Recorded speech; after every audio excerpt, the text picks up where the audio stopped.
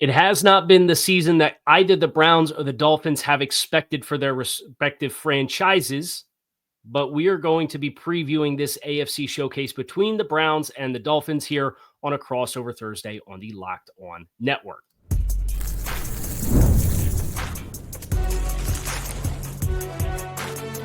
You are Locked On NFL Crossover, part of the Locked On Podcast Network. Your team every day. What's going on, everybody, and welcome to another crossover Thursday here on the Locked On Network. I am Kyle Krabs of Locked On Dolphins, joined by Spencer Gurman of Locked On Browns, and we are previewing this Cleveland Browns Miami Dolphins Week 17 showcase of AFC teams that had high expectations and have not necessarily lived up to those expectations throughout the course of this season. This crossover Thursday is presented by Prize Picks. Download the Prize Picks app, use code LOCKEDONNFL, and win $50 instantly when you play $5. Spencer, first and foremost, welcome to the network. We talked a little bit in the pre-show. You're a new face here on Locked On, but it's exciting to have you, and excited for you to pick my brain here about the Miami Dolphins as we get this thing rolling. Yeah, man. No, it's been fast and furious since I took over. Obviously, really excited though to be able to communicate with the Browns community, the Dog Pound, but also be part of this team. I've heard such great things about everybody, whether it's your show, Kyle, or others, and everyone always has such good things to say. So really excited to be part of this, and really looking forward to. Listen, I like you said in the intro, Browns season hasn't come the way anybody hoped. They're a 3-win team. There's definitely some apathy that's set in for fans, I think. But for the Dolphins, this game still means something. So I am looking forward to sort of talking through the X's and O's here a little bit and getting some perspective on how you think this thing could play out. So I guess the biggest thing for Miami coming into this game is they were a team that had a big showcase against Houston a couple weeks ago, and they came in with Terron Armstead, had knee soreness and missed the game. Austin Jackson, the starting right tackle, went out with a season-ending knee injury against Buffalo in Week 9. The third tackle was Kendall Lamb, and he couldn't go against Houston with back tightness.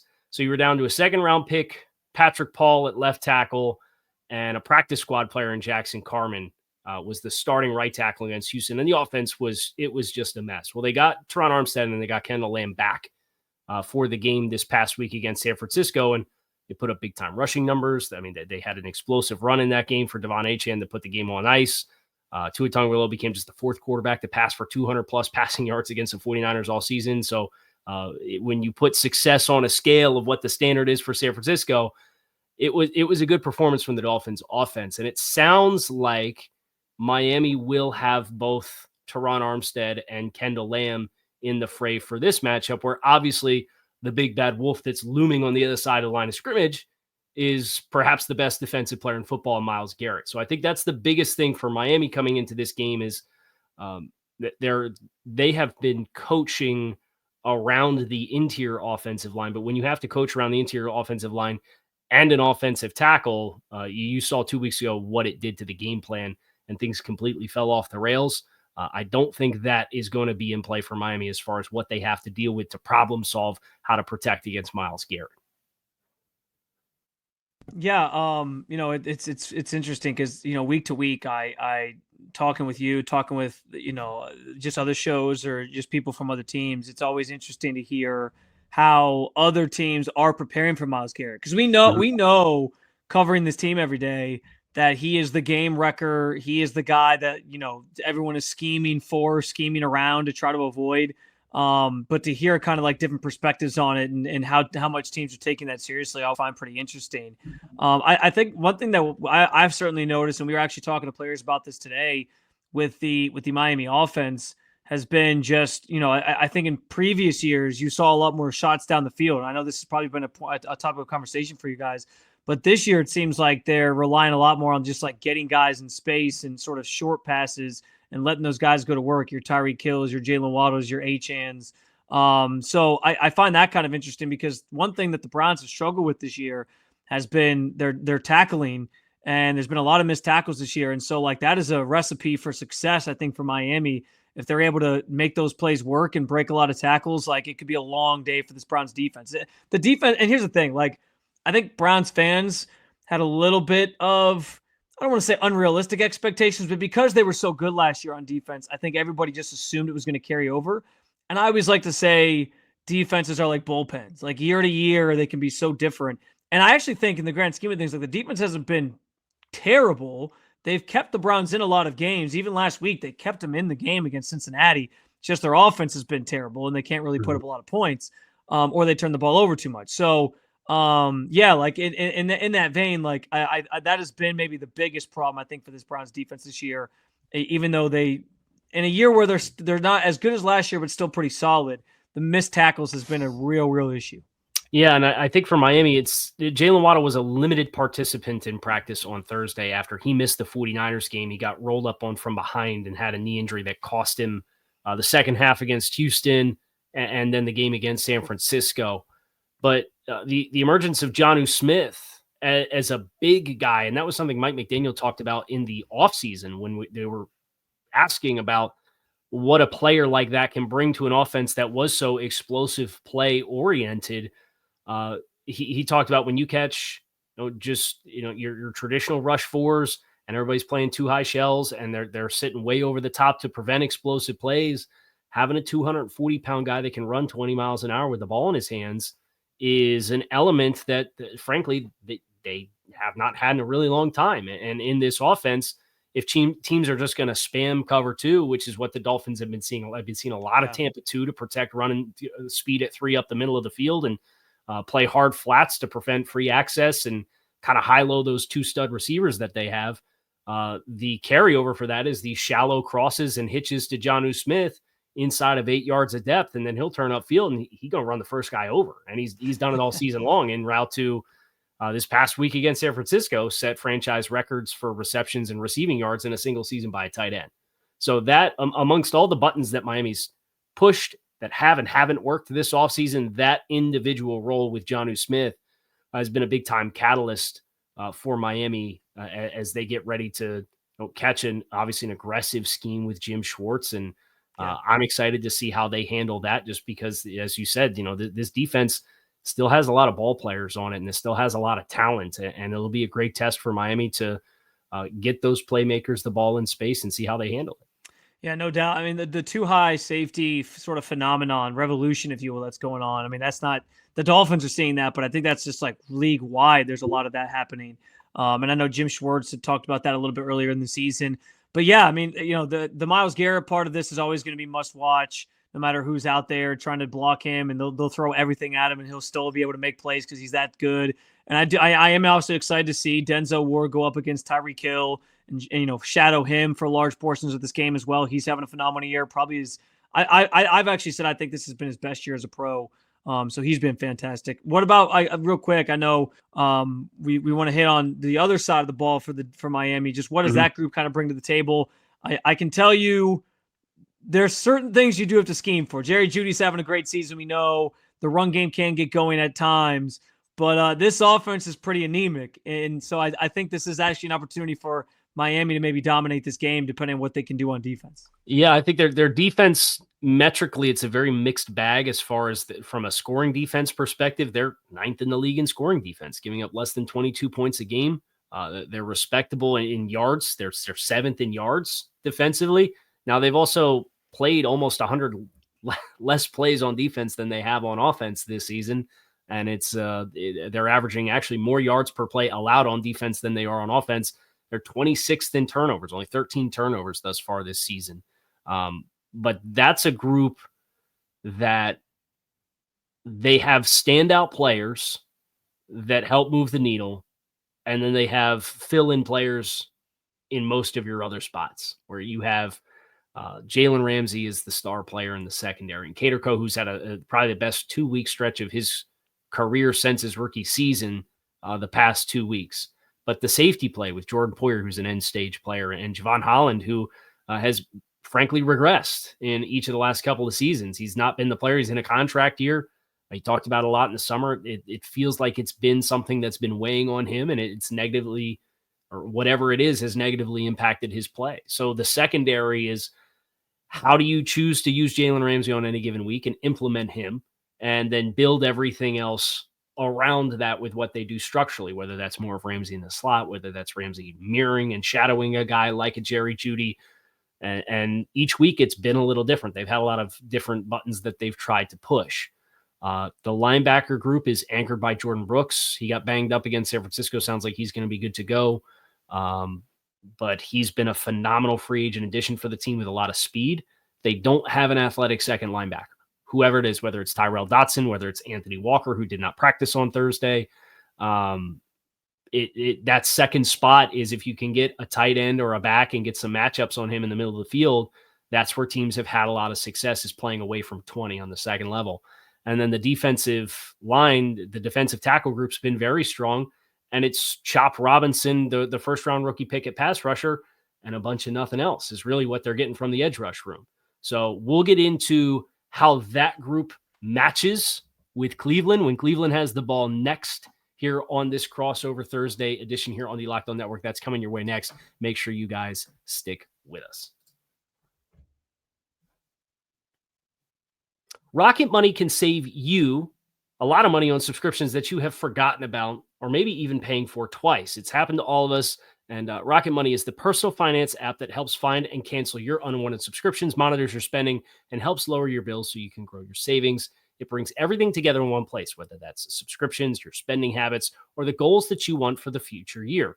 Rocket Money has over 5 million users and has saved a total of $500 million in canceled subscriptions, saving members up to $740 a year when using all of the app's premium features. Cancel your unwanted subscriptions and reach your financial goals faster with Rocket Money. Go to rocketmoney.com/lockedon today. That's rocketmoney.com/lockedon, rocketmoney.com/lockedon. So Spencer, that you kind of got the rundown on the Dolphins as a group. I wanted to ask you, I know the offensive line has been a group for Cleveland this year that, it's been the anchor of success offensively for this team in the past couple of years when they've won double-digit games. And I know they've been really banged up, and that interior group's getting a little older. What has been the biggest common consensus theme in your mind with that offensive line group, and how do you think it may be able to match against a group that has some strong guys on the interior, but some limited options as far as who they can throw on you at the edge? Yeah, so the offensive line, honestly, it kind of opens up like this loaded question in terms of just like there's so many different angles here, because you're right, like the last couple of years, that has been the strength of this team. You can look up previous like preseason offensive line rankings, postseason offensive line rankings, and the Browns generally always in the top 10 because they had such a strong group. Now, I think the biggest common denominator and why they've regressed this year, I think I underestimated this at the start of the season, was losing Bill Callahan. Like, we all know how great he is, the reputation that he has around this league. And I think I figured it would have an impact. I didn't think it would be so bad, though, that this offensive line would look like they almost don't belong. Like some of these guys, like we have questions about all of them, like that the group might just look completely different next year for the most part, aside from maybe one or two guys. Like, we have so many questions about how bad this group has been.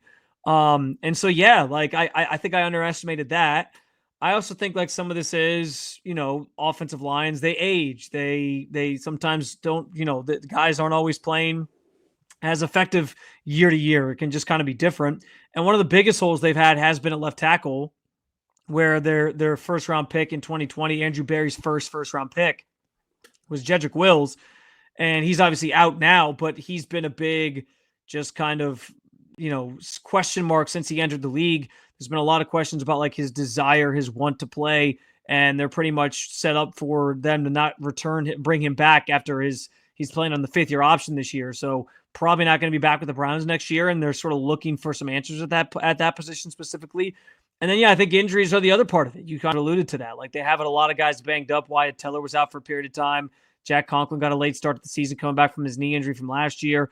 Pretty much the only offensive linemen that have stayed healthy pretty much the whole season. The only one that stayed healthy the whole season really has been Joe Bitonio.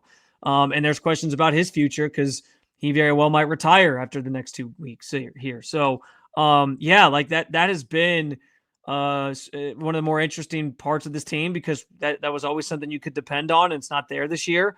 And it's something they're going to have to address in the offseason. I also think it's been interesting. Like, Joe Bitonio has talked a lot about this. This offense was built so much around like Deshaun and the passing game and throwing the ball a lot more. And he's brought up multiple times that now when they went to Jameis Winston, it was more like play action, like hand the ball off every now and then and try to work in the run game a little bit more. They were so used to just pass blocking more, not really run blocking, that it took a while for the run game to kind of get going. And now the last 2 weeks, they put up 100 yards rushing in back-to-back weeks. So like, it seems like they're getting some momentum now, but because they weren't run blocking so much, I think that kind of hindered their ability to do it when they tried to sort of pivot to some of those things. So yeah, that group as a whole is a one big question mark, I think, just in terms of the future and in terms of what went wrong this season. There's a lot of different kind of levels to it. Well, you mentioned the quarterback position. I do want to grill you on that, but I want to put you onto some of the skill players first. You mentioned Jerry Jeudy and the season that he's had as the breakout player. But I'm curious about a player that flashed a lot when we last saw him on the field in Cedric Tillman.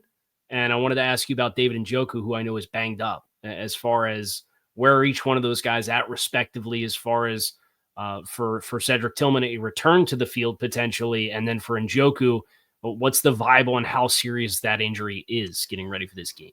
Yeah, so Cedric is interesting because like he's been, I mean, we're going on I think 5 weeks now. They all kind of blur together. But yeah, like he got injured in that Thursday night game against the Steelers, which was like the game the week before Thanksgiving. Like it was almost a month or over a month ago now that he suffered that concussion, and he's still not back to the protocol. I understand it takes guys, certain guys longer amounts of time and different things. So it might just be that he hasn't cleared.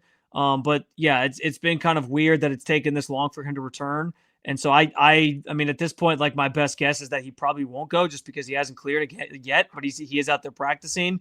But he could very well like finally pass it. The concussion protocol is such like a fluky thing to really predict. So I don't know. The David Njoku, I think my heart is kind of telling me he probably won't play this weekend just because 2 days in a row where he was a DNP. Yeah, he could always play Friday or practice on Friday and be good to go, even if it's a limited capacity. But he's been dealing with a number of injuries this season, and they may even opt to just kind of like hold him out as a precaution if he thinks he could potentially go. We'll see. But yeah, he adds such an element to this offense generally because he can catch those screen passes. And the same way you were talking about Johnny Smith kind of being that weapon for the Dolphins, David Njoku gives this offense that. And so it could be Dorian Thompson-Robinson going to battle with pretty much just Jerry Jeudy and Elijah Morris is his two best options. So I wanted to ask you about that quarterback position. I know Jameis Winston's a little banged up. I think it's a throwing shoulder injury for him. Yeah. Was that the only decision in making the change at quarterback, or is there kind of an evaluation period here where obviously you have the contract commitments with Deshaun Watson? We'll see what his recovery looks like from the Achilles that he suffered, but Jameis Winston, I believe, is an expiring contract for them. Yeah, so that you got a choice potentially at backup quarterback. And there's some financial restrictions, I would imagine, when the starting quarterback has the kind of contract that Deshaun does. So what were all of the elements that went into the quarterback change? And then what's your general perception on DTR in his second season? Yeah, so I honestly think that the injury sort of popped up after the change was made. So okay. I can tell you, like, I don't want to say we were caught off guard by it, but we all kind of saw this coming after he had the bad game in Pittsburgh where he threw the 2 interceptions, and we were like, okay. And you could tell immediately because the week before, Kevin Stefanski was asked about, are you sticking with Jameis at quarterback? And he was quick to say, yeah, he's still our quarterback. And after the Steelers game a couple weeks back, that was not the answer he gave. He basically was like, I'm not ready to make any decisions. We'll talk about it, or we'll make a decision later in the week. Which, as listen to press conferences, I'm sure as much as you do, Kyle. Like when a coach pivots from like a general same answer he gives, that he's contemplating something. So we all kind of assumed this was what was going to happen. It's interesting because there was a growing, I think, contingent of the fan base that felt Jameis could come back next year, maybe even start for this team next year in kind of an open competition situation with Deshaun Watson. And the more and more he turned it over, it was like, yeah, like, what you're getting in Jameis, and it's fun right now in a 3-12 season where the games don't really have any significance to you to like see him gunslinging it around and whatever. And yeah, like the games are fun even though you lose. But when the games are of consequence again, and you start a new season, that's not going to cut it for fans. Like, they're going to be upset when they lose a game because he throws 2 pick sixes. So I ultimately think this change was just they felt like they had sort of seen what they needed to see with Jameis. Not that they didn't know who he was already, but I think like this kind of confirmed, yeah, we know what he's going to give us. Like, let's at least see what DTR kind of has in the tank in his second year. But I also think what's interesting is, like, last week, I think DTR sort of confirmed what we knew about him. Like, he's not a franchise quarterback in this league. He's maybe a veteran sort of backup type player, like a journeyman type backup player in this league. And so I think what we saw last week kind of confirms that. And I'm assuming we get a similar performance this week where you kind of just see more of the same from him. And yeah, like I don't know how much of an evaluation there really is going on, because I think the Browns also knew this about these players. But it is kind of an interesting wrinkle here to close out the season, that they're just basically evaluating everybody at that position to figure out where they're going in the offseason. Well, you mentioned that was a long-winded answer, but there's a lot to unpack there. When you bring up Browns quarterback, it's like there's so much there. But yeah, it's certainly not. It's funny the different forks in the road where, you know, Miami was so attached to Deshaun Watson with all of the trade buildup for Houston, and what Tua Tagovailoa played like with Brian Flores as a coach that didn't want him, and it was a part of that tumultuous Jacoby Brissett get putting in the lineup for him. So I think there's a lot of kindred spirits between Dolphins fans and Browns fans as far as some of the tortuous quarterback experiences as of late. I mean, I'll tell you, like, you think back to, again, the Dolphins being in the mix, and there was I remember the reports, like there was reports that there was like a trade being finalized and it was going to go through. And then there was some behind the scenes stuff that apparently didn't happen, that I think that Deshaun wouldn't really agree to, that ended up not letting that trade go through. And then the next year, even when the Browns got him, like, they were out of the mix completely. He was going to either Atlanta or Carolina.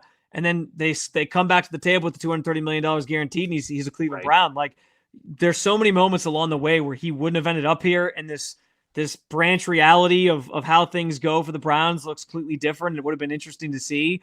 But yeah, like, now he's the Browns' problem, and it's not an easy problem to get out of, because, again, the nature of the contract almost guarantees that he's going to be on this team next year in some capacity. It's just about whether or not they're going to pay him just to, like, not be there, or if he's competing for the job, or what. But I don't think they're just trotting him back out there as the starter next year, which, again, goes back to why I think they're evaluating everybody right now.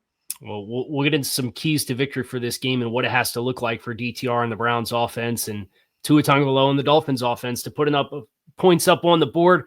And that gives us a perfect transition to segue into our friends over at FanDuel, where there's an interesting number attached to this game over on the FanDuel Sportsbook. So we're going to get keys to victory next. Make sure you guys stick with us.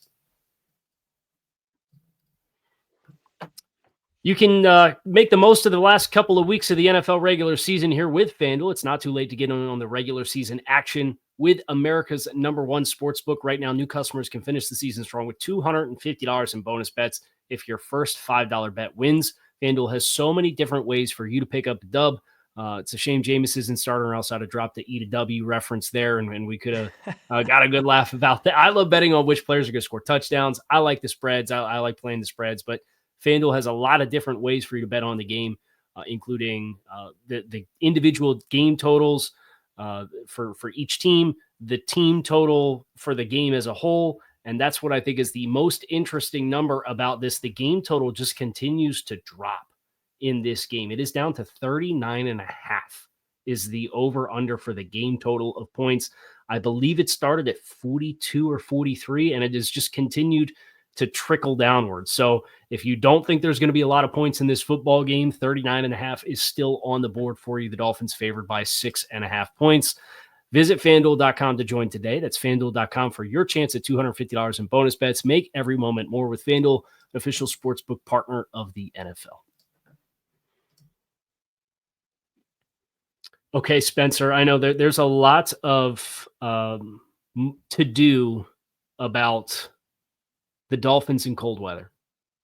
And it sounds like we're going to have a decently mild game with a 4:00 kick. This game obviously got flexed out of Sunday Night Football, but it sounds like there might be a little bit of precipitation Is that something that I don't know how close your nose is to the forecast as far as side-eyeing it or anything like that? Last I saw, and it is Christmas week, so I have been kind of checked out on these things, but last I looked, it was, I think, like 50-ish degrees and going to rain on Sunday. Yes. So, and we were just in the locker room the day we recorded this, and we were asking players about that because there is obviously this reputation that the Dolphins can't play in cold weather. And so, players are kind of answering whether or not they thought that would have helped their cause and been sort of a home field advantage for them. And they downplayed it, of course. Like somebody mentioned, well, they played in Green Bay early this year, so they're used to it. But yeah, if the Browns had any hope, or if fans had any hope that was going to help the Dolphins maybe put together a bad game, it doesn't look like that's going to be in the cards. Although maybe the rain limits the passing game a little bit. We'll see. Yeah, the Tua Tagovailoa was asked on Thursday about the last time he played in a colder environment in the rain, and it was week 17 in 2021, I think, was the last time they played against the Titans. And Tua said, the first thing I remember about that game is I did not play well and we lost. So these opportunities are fairly limited for Miami. So I think the rain is an interesting element to watch, where the team is coming off of a successful performance on the ground against San Francisco, but they had not run the ball well for 2 months prior to that. I mean, we're talking rushing yardages in the 40s and 50s per game. So if the rain becomes heavy at any stretch throughout the game, that is an element there that I think is just an extra storyline to watch. But I, for one, am thankful that we will not have a recreation of that Thursday game with Pittsburgh and Cleveland from earlier this year, because narratives are narratives for a reason. And I have no doubt that would not have been a fun experience for the Dolphins to play. Yeah. That whole thing's funny because we're obviously going through, I don't know how well other fan bases are aware of this, but the Browns are right now going through a whole new stadium situation where the owners are funding this new project closer to their team facility, which isn't in downtown. It's a whole thing. We don't have to get into the minutia of that. But after that game, there was this new, like, this chorus of people that had been, the ones claiming like, oh, we need an open air stadium because the new stadium is going to be a dome. They all came back out of the woodwork. They were like, oh, see, this is why we keep it in. We have an open air stadium because we can get games like this. And it was not just neglecting the fact that those happen like once every, 10 years that you get a game like that. So it's not like it's really that big of a factor.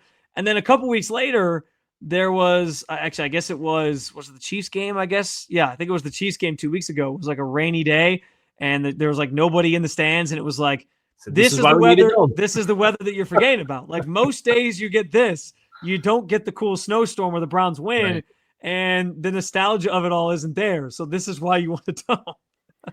Well, let's get into a couple keys to victory. I'd love to hear from your perspective. What does a win for the Browns look like on Sunday? Yeah, I do think that the tackling has to be, front of mind because the Dolphins. I think this offense is known. Tyreek Hill's Tyreek Hill. He can show the top every now and then, and there were some guys talking about that in the locker room this week already. But like the way that this team plays, like we talked about, the shorter passes, trying to get guys in space to kind of like run and be able to make plays. You got to have sound tackling in this game on defense. And that's kind of like the biggest point that I'm looking at on the defensive side is like just limiting what this offense with all their amazing skill players are able to do.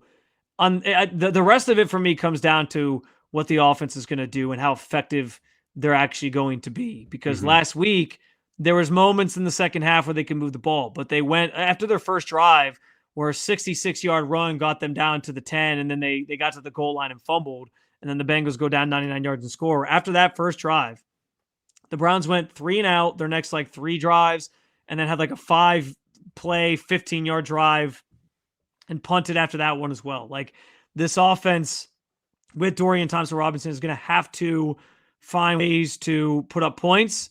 They're going to have to do better in terms of moving the football up and down the field. And on a sloppy day, like we alluded to, that could be a little bit harder. And I honestly do think like they got to find a way to get this run game going.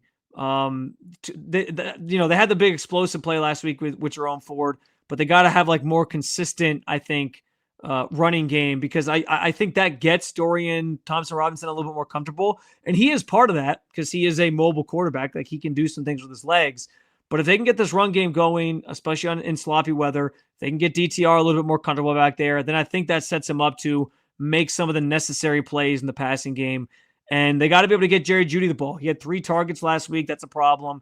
And if you're going to be missing David Njoku and potentially Cedric Tillman as well, you got to get the ball to the playmakers that you have out there. So, I think those are kind of the big things I'm looking at in terms of trying to beat this Miami team. I know that's not going to be easy because they do have a pretty stout defense in their own right. I think they're top 8 in the league, somewhere around there. But yeah, so I don't love, based on how the offense played last week, I'm a little bit weary of this matchup just in general. But yeah, I think that's kind of what it looks like. What about from the Dolphins' perspective? What are some of the big things you have your eyes on in terms of keys to get that team to be heading home with a win? Yeah, I think they should probably be invested in matching Jalen Ramsey with Jerry Jeudy in this game. And there's been some times in games where Garrett Wilson, who's a player who has some of the same movement skills as Jerry Jeudy, where Jerry Jeudy has this suddenness at the top of routes where he can just explode and snap out of what seems like it's a straight vertical press. Garrett Wilson tested Jalen Ramsey with a couple of those the first time the Dolphins played the Jets just a couple weeks ago, and Ramsey matched up with Wilson for much of that game. So I think it gives you the best chance when the other alternatives is Kendall Fuller, their veteran corner, who's the CB2, looks like he's going to be out for this game. So that's going to have Kader Kohu, who's been traditionally the nickel, is going to be the other outside corner. And then you're getting into a situation where do you potentially play some big nickel and have a third safety that's out there? Yeah.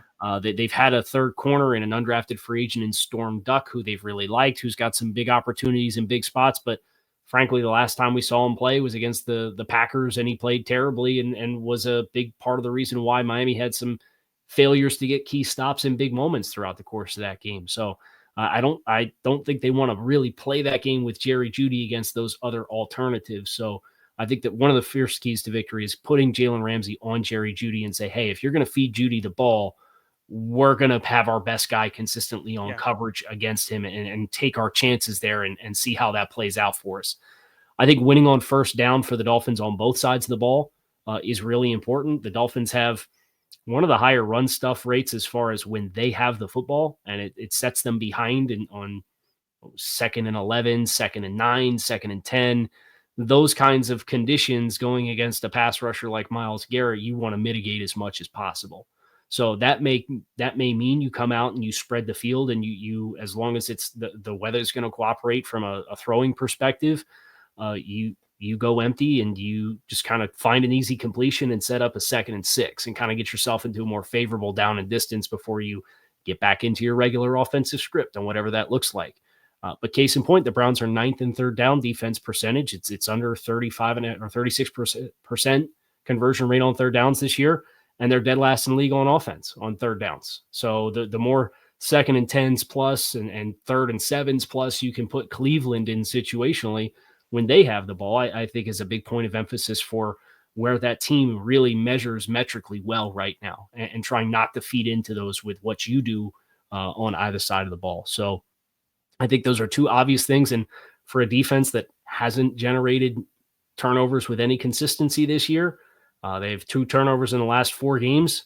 To see a team coming to town that's got 12 turnovers in the last 3 games, you got to take advantage of a young player at the quarterback position to put yourself in a position to win that game. So I think those are things for Miami that maybe they're a little bit less schematically, and there's some bounce of the ball luck that's involved with some of that. But I think that's the recipe for Miami is win the early downs and play your matchups, put your best player on their best player, and then see how the rest of the game can organically play out for you. Yeah, I think that's really well said. And I do think, the turnovers have been one of the biggest problems for this team, and along the lines of like getting DTR comfortable. He's got to be able to protect that football better. Because while they've been turnover machines on offense, they have not been turnover machines on defense, and their turnover differentials there's a massive discrepancy there. And that's part of the reason why they are 3-12 and find themselves where they're at. So I think that's obviously super critical, super important. And I think that third down stat is what I was alluding to, where it's like the defense hasn't been as bad as people have made it out to be this year.